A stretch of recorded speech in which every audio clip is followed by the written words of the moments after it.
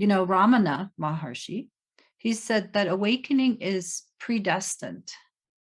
Where would that destiny live? Neem Karoli Baba, who is one of my teachers, who was Ram Dass's teacher, he said that your death is predestined.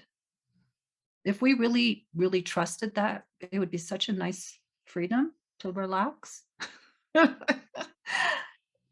Take care of yourself and your death is predestined. Where would that destiny live if not soul?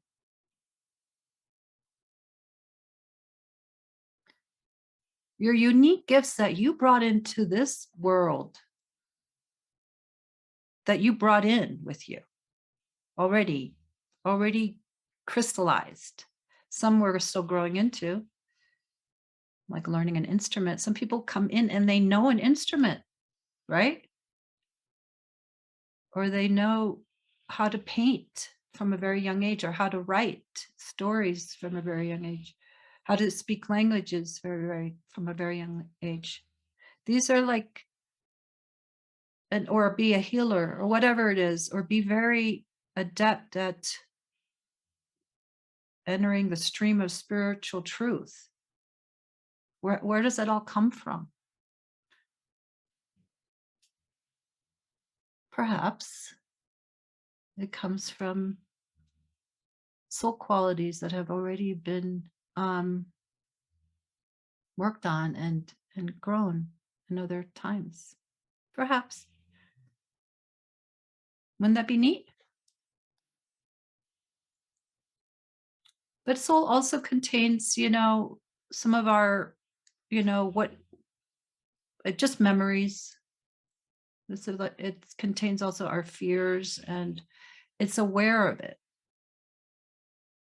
It's not just like a big unconscious computer or something where it contains all these memories and unconscious ways.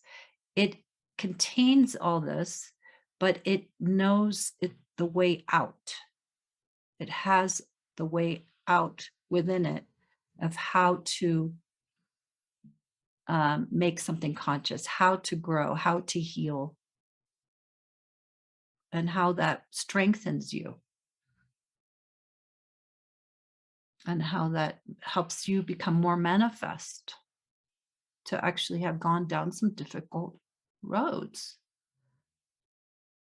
right? We so-called lose our way for a while, sometimes here and there, right? Have a relationship that's not so healthy, or have, even just have things happen to us that are traumatic, difficult. And it feels like we're going through like a briar patch, and we're getting tangled up and maybe stuck and lost for a while, maybe like Hansel and Gretel, sort of lost for a while.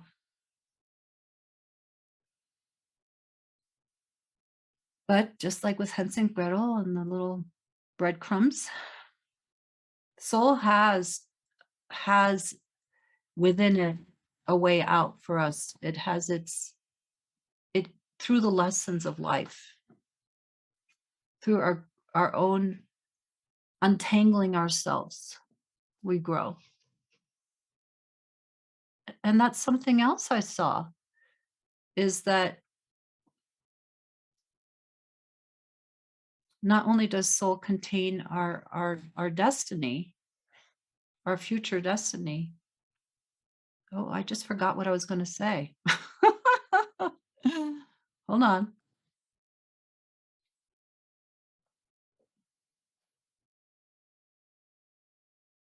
Ah, yeah. Okay. So the other thing that I saw is that, and this is not so fun to hear. Maybe that's why I forgot for a second. Is that, and in the most compassionate way, that everything that happens is meant to happen. That's hard to say, isn't it?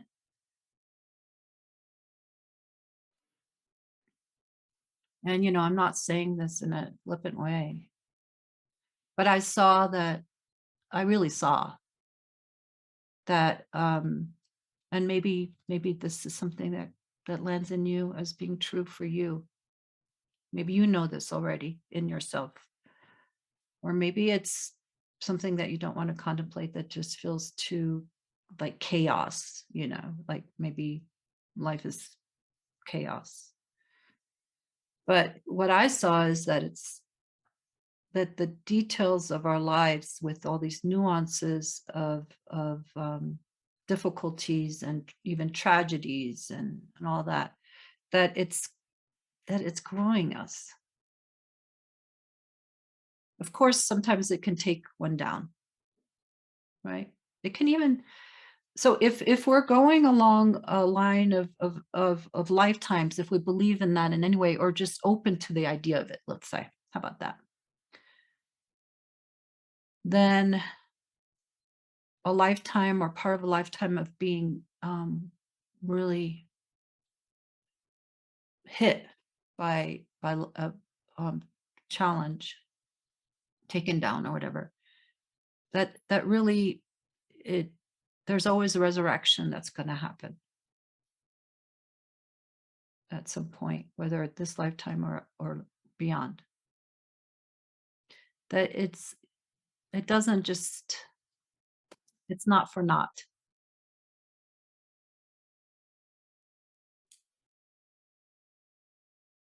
And this is tough stuff to talk about, but you know what? It's also very liberating and hopeful.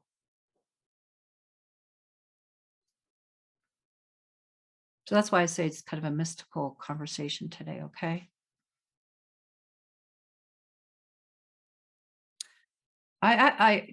Being sort of a mystic, I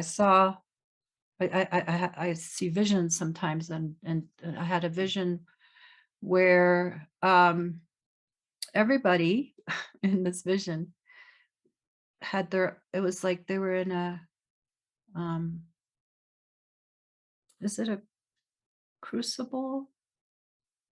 It was like this while we're living our life, we're being also marinated and cooked on this. It was maybe just a visual of what's happening with our soul, as soul is supporting us in our growth.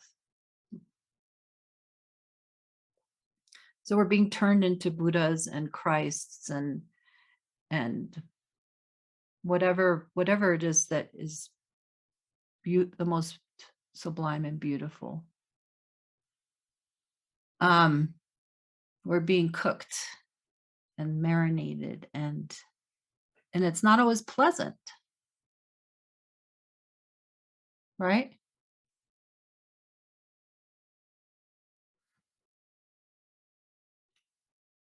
But that there's a reason for it. There's purpose to it, is what I saw. And that there was so much care. What I experienced and experienced physically, like it wasn't just a seeing with a vision, it was like a penetrating experiential vision. So what I learned is that this is all happening with so much love and care, even if it feels really awful. I guess it takes all kinds of spices to make a stew, to make something tasty.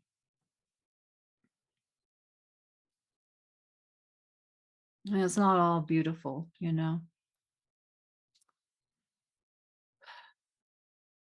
So what it did for me to feel into this and to know it. And I really, when I came out of this, I really wanted everybody to have this understanding for themselves because it, it was so touching, and also it didn't in any way remove empathy and deep compassion. It was even more probably tender towards all humanity, what everyone individually is going through. But it also gave me a sense of peace that we're being held and ultimately held and guided.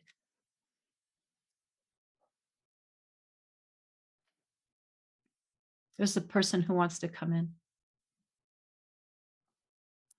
that we're being ultimately guided.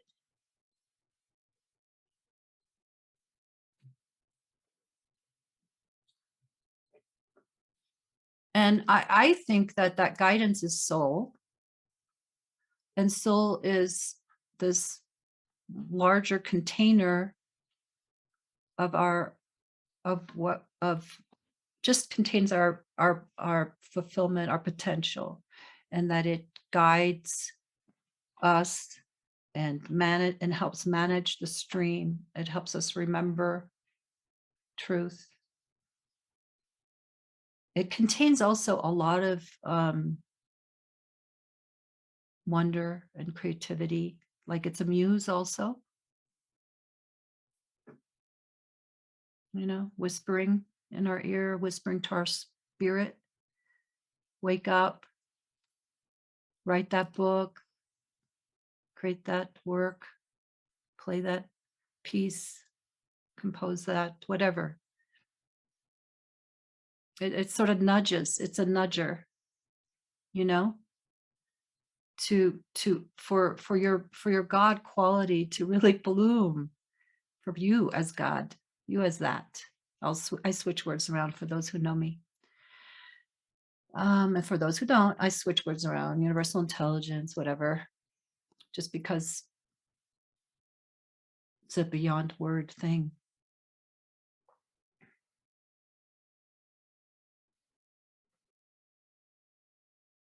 But isn't it a wonderful thing to contemplate that there's much more going on here than just this, everyday reality, that everything contains soul, everything contains God essence. Have you ever encountered like a tree or boulder or a river or stream or anything in nature that just felt like it was contained God essence and it was like broadcasting or speaking to you? They say that mountains contain soul. And have you ever been? I lived for a long time in Taos, New Mexico, at the foot of the mountain, and I felt like it has. I know it has a soul quality. You know, some people may say that it's like a deva. That devas or angel type beings live in, you know, inhabit the earth. Sometimes, have you ever had like you're thinking of someone, maybe someone who's passed or something, and something beautiful happens, like a rainbow or a butterfly, or like nature speaks back to you? My mother, she years ago, she was scuba diving and she had lost her son, so my brother and this big grouper came to her. I don't know if you know about groupers. They're giant fish, giant. And it came up to her just like this far and looked at her, and she saw my brother in that grouper.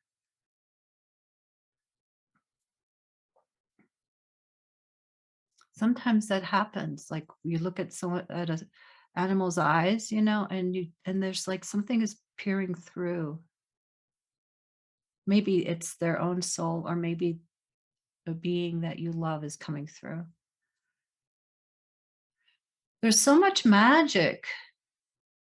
There's so much magic in this world, and so many layers to this existence that we can open to in the dream world, in meditation, in nature, in our everyday existence. And that's why soul is so nice to tune into,